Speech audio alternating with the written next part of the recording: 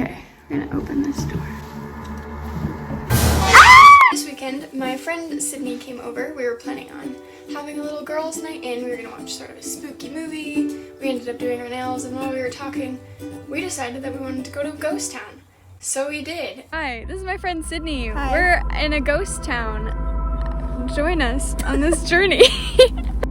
Ghost hunting. Look at that dude. You gotta get a reference. Go put your finger by it, Sydney. Ew, no.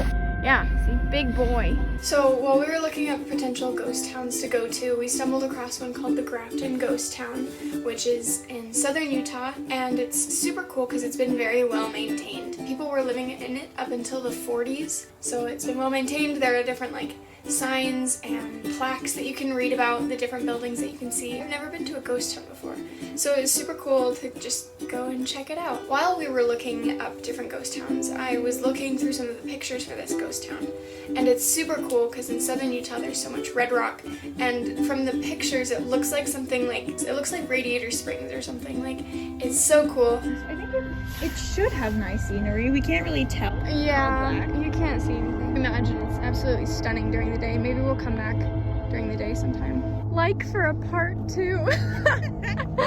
So Grafton is very close to Zion National Park. If any of you know where that is, you follow pretty much the same road to get to it.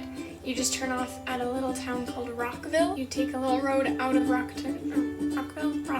It's called Rockville. And you go over this really cool one-lane bridge over this river. It's kind of spooky, especially since we'd been listening to this scary podcast, and I don't know, we were just trying to get in the spooky mood because we are both spooky friends. But I thought it was super cool that it was a place that they welcomed people to go and look at. Utah has a really good grasp of heritage and ancestry, and so since it is such a place of historical significance, they allow people to go in. You can go into some of the buildings, which was super cool, just to go and see what it would be like to live in a settlement in the Old West. Wait, are we?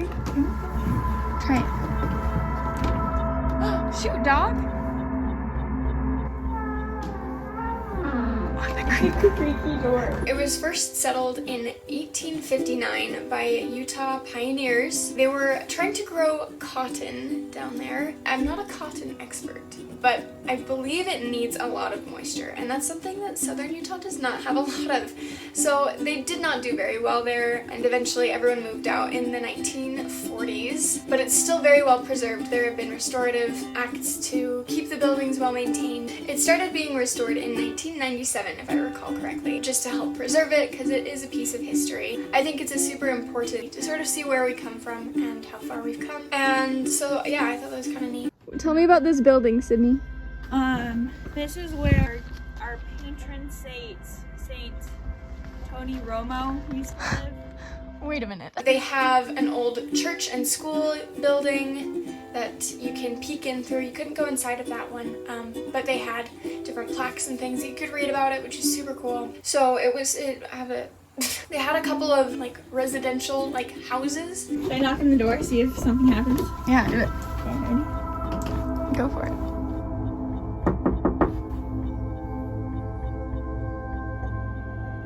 I don't think they're home. Oh, dang.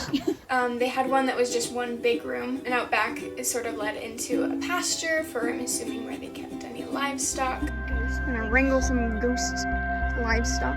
They also had one, it was cool, it had a couple of different rooms. I believe it was a store, and they had a staircase you could go up and just wander around. Should we go upstairs? That looks really scary to me. That was super cute. It was just an empty building, but it was still really cool to sort of think about what it would be like to live like that. It's just interesting to think about, this is how people lived for so many years, one room. I don't know, I've got a family of 7, that would be really tricky for me. What else? They have a cemetery in Grafton. There's a little trail you could follow.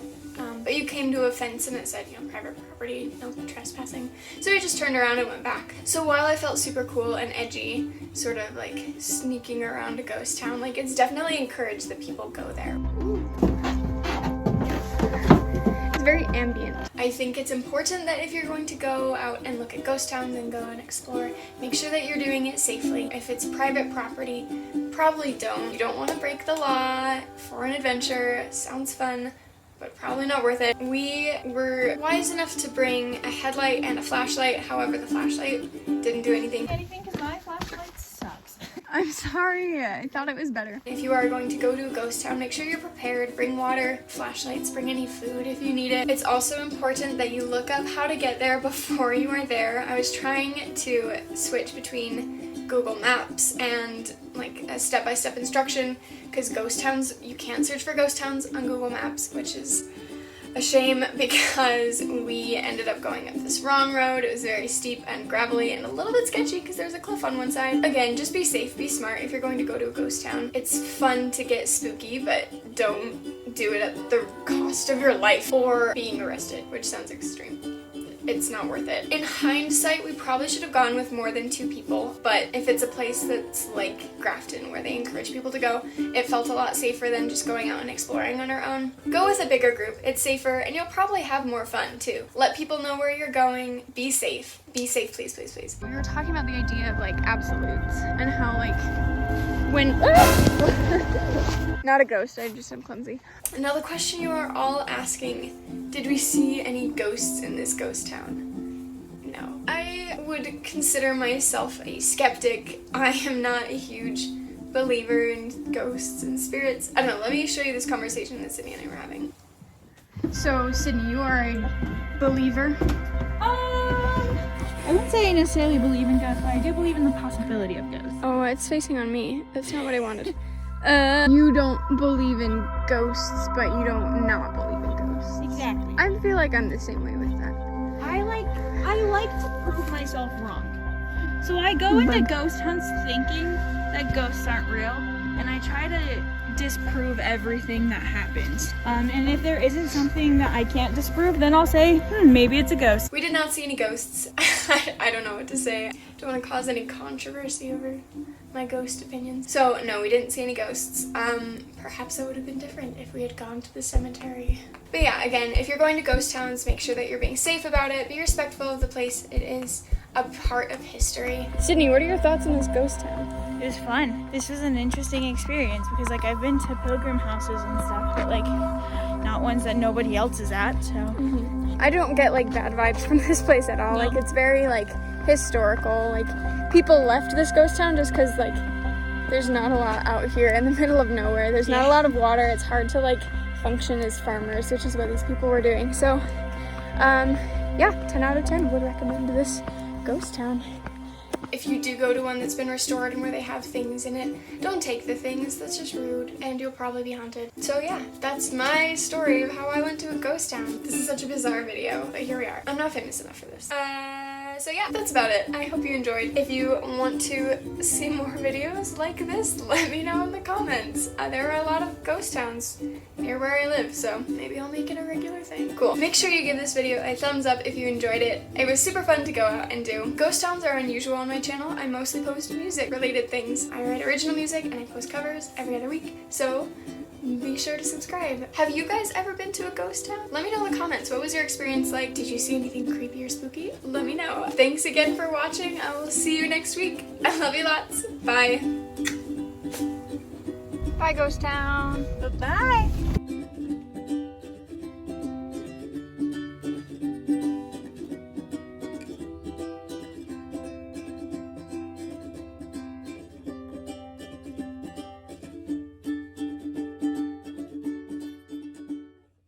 The walls are oak. Oh, I didn't realize you were a tree expert too.